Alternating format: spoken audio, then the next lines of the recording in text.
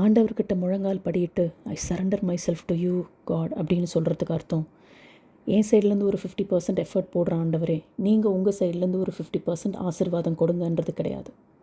It is about surrendering 100%. It's about believing that he will do the best for us. ஆண்டவர் நமக்காக யாவையும் செய்து முடிக்கின்றவர். நம்மளை ஒரு கரெக்ட் பாத்தில், ரைட் டைரக்ஷனில் எப்பொழுதுமே கூட்டி செல்வார். அதுதான் ப்ராவர்ப்ஸ் 3:5-6 சொல்லி தருது. நமக்கு ஒரு கஷ்டமான ஒரு சுச்சுவேஷன் இருக்கும்பொழுது இந்த உலக ரீதியான அறிவை வச்சு அதை நம்மளே சமாளிச்சிடலான்னு இறங்கணும்னா we are in fact challenging God.